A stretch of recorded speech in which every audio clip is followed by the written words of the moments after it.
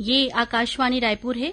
छत्तीसगढ़ी समाचार बुलेटिन के संग वसुधा सेन के जय जोहार। अब सुनाओ आज के प्रमुख समाचार। प्रदेश के किसान मन ला खरीफ फसल के सिंचाई बर आज ले गंगरेल सहित दूसर बांध मन के पानी घलो उपलब्ध कराए जात हे। प्रदेश में निर्वाचन नामावली के पुनरीक्षण के काम 1 नवंबर ले शुरू होही और बीजापुर जिला में माओवादी मन डहर ले लगाए गए प्रेशर बम के विस्फोट में सीआरपीएफ के 2 झन जवान मन घायल हो गए। अब समाचार विस्तार ले। प्रदेश के किसान मन ला खरीफ फसल की सिंचाई बर आज ले गंगरेल सहित दूसर बांध मन के पानी उपलब्ध कराए जात हे। इस संबंध में किसान संगठन के पदाधिकारी और जनप्रतिनिधि मन मुख्यमंत्री ले चर्चा के दौरान अपन मांग ला रखीन। किसान मन के मांग ऊपर निर्णय लेत मुख्यमंत्री हा आज से ही गंगरेल बांध सहित दूसर जलाशय मन ले सिंचाई बर पानी छोड़े के निर्देश दे हे। ये संबंध में जल संसाधन मंत्री रविन्द्र चौबे हा विभागीय अधिकारी मन ला तत्काल आवश्यक कदम उठाए बर कहीन। गंगरेल बांध ले पानी छोड़े से धमतरी, बालोद, रायपुर, बलौदाबाजार, भाटापारा जिला के किसान मन ला सिंचाई बर पानी उपलब्ध होवत हे। राज्य में पूर्ण शराबबंदी पर सरकार डहर ले गठित करे गे सामाजिक संगठन के समिति के पहली बैठका में शराबबंदी पर राजनीति और एखर ले उत्पन्न होने वाला परिस्थिति मन ऊपर विस्तार ले चर्चा करेगीस। नवा रायपुर में होए बैठका में ये सुझाव देगीस कि शराब दुकान मन ला चुनिंदा जगह मन में ही संचालित करे जाए, संगे संग शराब दुकान के खोले के समय सीमा में कटौती करे जाए। एखर अलावा समिति हा आबकारी नियम मन के कड़ाई से पालन करे के आग्रह करीन। उन्हें नवा पीढ़ी ला नशा ले बचाए बर हुक्का बार मन ऊपर कड़ा कार्रवाई करे के सुझाव दीन। समिति के यह कहना रही है कि बहुत से युवा मन नशा बर गुटखा और तंबाकू के संगे संग कुछ विशेष दवाई के इस्तेमाल घलो करत है। एकर ऊपर कड़ाई से रोक लगाए के जरूरत है। ये बैठका में पूर्ण शराबबंदी ला लेके जन चेतना अभियान और शराबबंदी अभियान सहित अलग अलग मुद्दा मन ऊपर सामाजिक संगठन के प्रतिनिधि मन अपन विचार रखीन।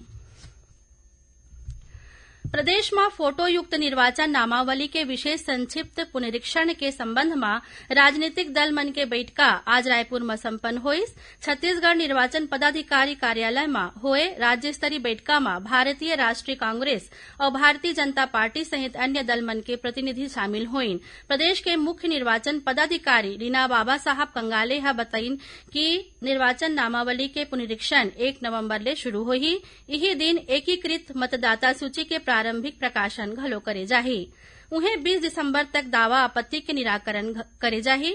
मतदाता सूची के अंतिम प्रारंभिक प्रकाशन अगले बछर 5 जनवरी के करे जाही। दुर्ग जिला के पाटन विकासखंड में झीट गांव के सामुदायिक स्वास्थ्य केंद्र में आदर्श ग्रामीण स्वास्थ्य अनुसंधान इकाई स्थापित करे जाही। स्वास्थ्य मंत्री टीएस सिंहदेव के मौजूदगी में आज इस संबंध में एक समझौता ऊपर हस्ताक्षर करेगी। ये इकाई जबलपुर स्थित राष्ट्रीय जनजाति स्वास्थ्य अनुसंधान संस्थान के सहयोग ले स्थापित करे जाही। एमा करीब 2 करोड़ रुपया खर्च होए के अनुमान है। ये मौका में स्वास्थ्य मंत्री हा कहिन कि आदर्श ग्रामीण स्वास्थ्य अनुसंधान इकाई के स्थापित होए प्रदेश में अलग अलग बीमारी मन के जांच, अनुसंधान, निगरानी और पूर्वानुमान में मदद मिलही। संगे संग प्रदेश के स्वास्थ्य विभाग और अस्पताल में काम करैया तकनीशियन और पैरामेडिकल स्टाफ ला प्रशिक्षण घलो दे जा सकही। प्रदेश के गौठान मन में महिला स्व सहायता समूह ला आजीविका संबंधी गतिविधि मन से जोड़े जाही। एकरे संग ही ग्राम पंचायत मन के तालाब के जरिया आर्थिक रूप ले कमजोर वर्ग ला रोजगार उपलब्ध कराए के प्रयास करे जाही। इस संबंध में कृषि और पशुपालन मंत्री रविन्द्र चौबे हा बिलासपुर में होए विभागीय समीक्षा बैठका में अधिकारी मन ला आवश्यक कदम उठाए के निर्देश दीन। छत्तीसगढ़ी समाचार बुलेटिन आप मन आकाशवाणी रायपुर ले सुनत हव। छत्तीसगढ़ के खबर ले है आपकी वास्ता और खबर के विश्वसनीयता ले है हमर वास्ता। आकाशवाणी समाचार रायपुर के प्रादेशिक समाचार बुलेटिन के संगे संग हमार समसामयिक कार्यक्रम आप रेडियो के संग अपन मोबाइल में घलो सुन सकत हो। आकाशवाणी समाचार फेसबुक, ट्विटर और यूट्यूब में घलो हावय। हमार फेसबुक पेज हरे Chhattisgarh news on AIR, Twitter handle CGAIR news और हमार यूट्यूब चैनल हरे छत्तीसगढ़ AIR न्यूज। तो अब रेडियो के संगे संग आपके मोबाइल के माध्यम ले हम आप तक पहुंचत हन। छत्तीसगढ़ के हर खबर पर सुनत रहो आकाशवाणी समाचार। अब आगू बढ़बो बातें समाचार कोती। छत्तीसगढ़ में अब तक करीबन 1,88,00,000 टीका लगाए जा चुके हैं। एमा ले 1,36,00,000 ले ज्यादा लोगन मन ला पहली टीका और 52 लाख ले ज्यादा मन ला दोनों डोज लग चुके हैं। यही बीच राज्य के 3 जिला कबीरधाम, नारायणपुर और गौरेला पेंड्रा मरवाही में वर्तमान में कोरोना के एको सक्रिय मरीज नहीं मिले हैं। प्रदेश के 15 जिला में काली कोरोना के कोई नवा मामला नहीं आए हैं। पूरा प्रदेश में काली होए 22,000 ले ज्यादा सैंपल मन के जांच में सिर्फ 30 व्यक्ति संक्रमित पाएगी। प्रदेश में अभी सक्रिय मरीज मन की संख्या 285 है।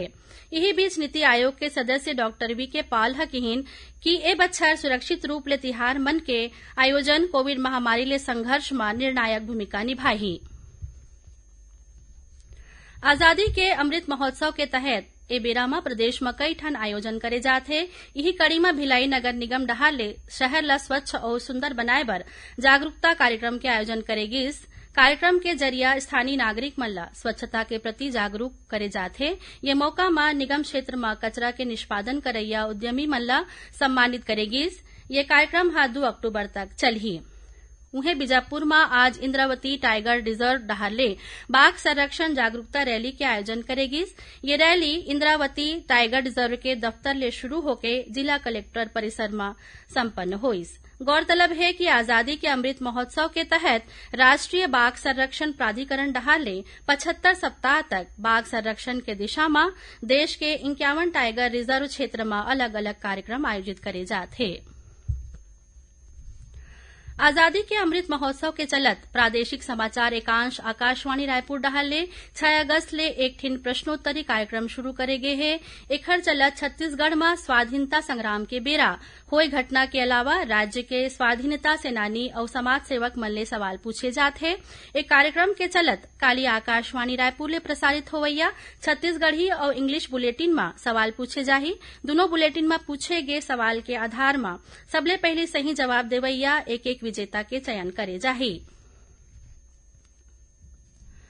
बीजापुर जिला में चिन्ना, कोटपाल और मुरकीनार के बीच सड़क ऊपर माओवादी मन डहार ले लगाए गए प्रेशर बम के विस्फोट होए ले गश्त में निकले केंद्रीय रिजर्व पुलिस बल सीआरपीएफ के 2 जवान मन घायल हो गए।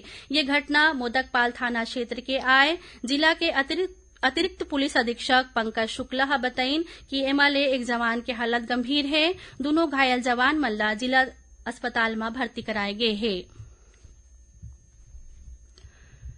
भाजपा के राष्ट्रीय महामंत्री सीटी रवि आज भिलाई में पार्टी के अलग अलग मोर्चा के पदाधिकारी मन के बैठका लीन।